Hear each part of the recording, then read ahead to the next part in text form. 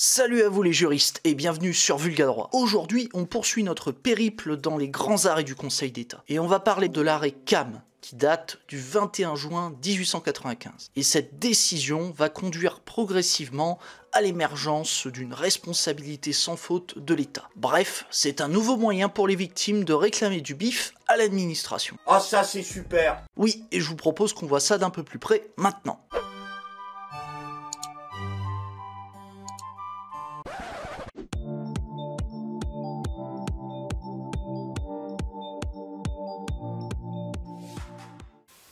Alors, le sieur Cam est un ouvrier, dans un arsenal géré par l'État, dans la commune de Tarbes. C'est dans le sud-ouest de la France. M'en bat les couilles.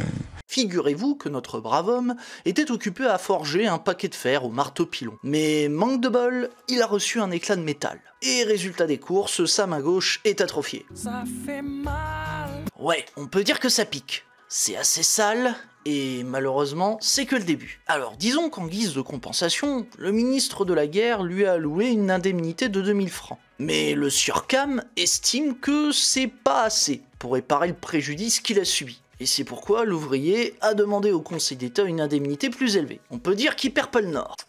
Ça va mal tourner cette histoire. Bon, c'est vrai que ça part un peu mal cette histoire, car quand on regarde l'affaire, il y avait certes aucune faute de la part de l'ouvrier, à savoir Monsieur Cam, mais il n'y a pas non plus de faute du patron. Quoi?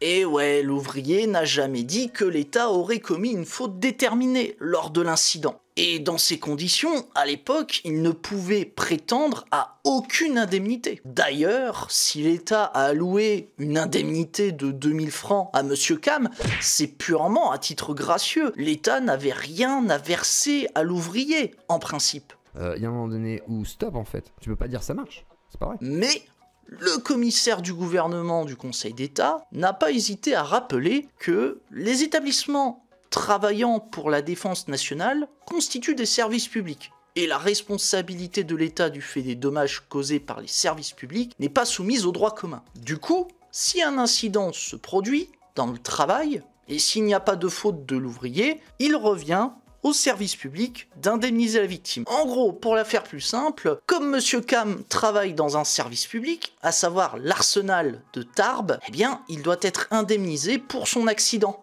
Et ce, même si l'État n'a commis aucune faute. Wow. Aïe aïe aïe! C'est quoi cette merde? Alors, c'est ce qu'on appelle la théorie du risque professionnel. Et oui, c'est le Conseil d'État qui a pondu cette théorie. Encore une fois, au nom de cette théorie, l'indemnité qui est attribuée à Monsieur Cam est obligatoire. Et le plus dingue dans tout ça, c'est que le législateur s'est inspiré de cette théorie pour protéger les autres travailleurs en cas d'accident. Bien sûr, évidemment. Évidemment.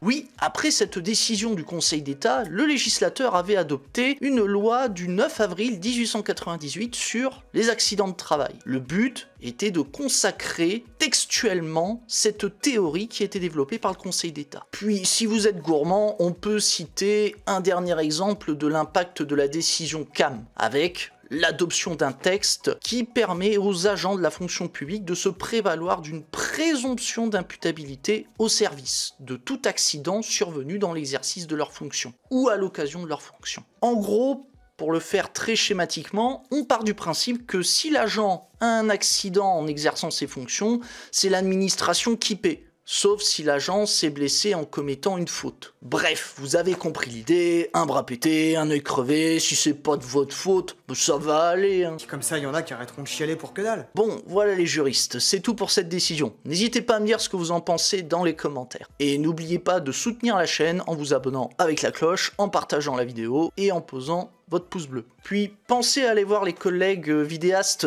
et les sources dans la description de la vidéo. Bon, je vous ai tout dit, sur ce je vous laisse, c'était Matt DEH sur Vulgadroit. A plus les juristes.